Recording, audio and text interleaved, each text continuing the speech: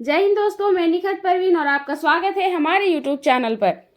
America ने Iran के 3 प्रमुख परमाणु ठिकानों पर बम गिराए हैं, फोर्डो, इस्फहान और नतंज। अमेरिकी राष्ट्रपति ट्रंप ने दावा किया है कि ये हमले सटीक और सफल रहे, मगर क्या सच में ये हमले उतने प्रभावशाली रहे जितने प्रचारित किए जा रहे हैं? ईरान ने कहा है कि इन ठिकानों को पहले ही खाली कर दिया गया था। दोस्तों, हमला हुआ, लेकिन सवाल यह है कि नुकसान कितना हुआ।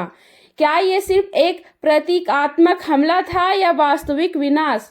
बुशहर प्लान, जहां रूसी वैज्ञानिक कार्य करते हैं, वहां हमला नहीं हुआ। क्या अमेरिका ने जानबूझकर उन ठिकानों को छोड़ा जहां रूस की उपस्थिति थी?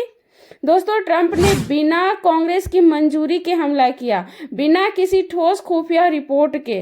उनके बयान यह स्पष्ट करते हैं कि यह सिर्फ सैन्य हमला नहीं, बल्कि एक वैचारिक आक्रमण भी था। उन्होंने ईरान को आतंक का प्रयोजक, मध्य पूर्व का गुंडा और रोड साइड बम बनाने वाला कहा।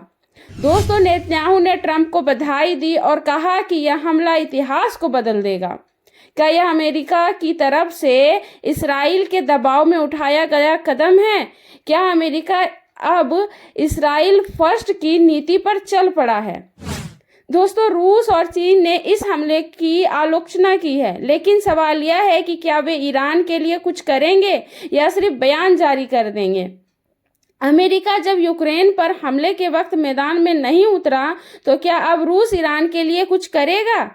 दोस्तों, आईएईए ने कहा है कि किसी भी ठिकाने के रेडिएशन लेवल में बदलाव नहीं आया है। इसका मतलब है कि शायद अमेरिका ने खाली प्लांट्स पर बम गिराए। ईरान ने इस हमले को अंतर्राष्ट्रीय कानून का उल्लंघन बताया है। सवाल यह भी है कि जब आईएईए की रिपोर्ट नहीं थी तो हमला क्यों? दोस्तों, कई अमेरिकी सीनेटर और प्रतिनिधि राष्ट्रपति ट्रंप पर सवाल उठा रहे हैं कि बिना कांग्रेस की मंजूरी के हमला करने को संविधान का उल्लंघन बताया गया है। बर्नी सैंडर्स से लेकर अलेक्जेंड्रिया ऑक्सियो-कॉर्टेज तक सबने ट्रंप के खिलाफ बयान दिए हैं।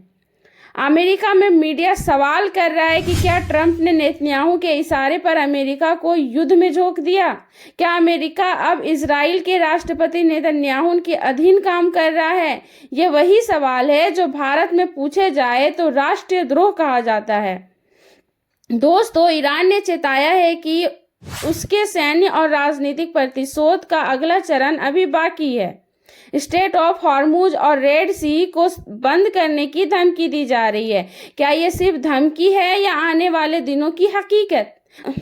अरब देश जिनकी जमीन से अमेरिका हमला कर रहा है, सिर्फ चुप है या किराए के मंच बन चुके हैं। सऊदी एयरबेस, जॉर्डन से मिसाइल इंटरसेप्शन सब दिखाता है कि अमेरिका की पूरी सैन्य रणनीति अरब पर टिकी है। दोस्तों, संयुक्त राष्ट्र महासचिव एंटोनियो गुटेरेस ने हमले की आलोचना की है, लेकिन संयुक्त राष्ट्र क्या कर सकता है?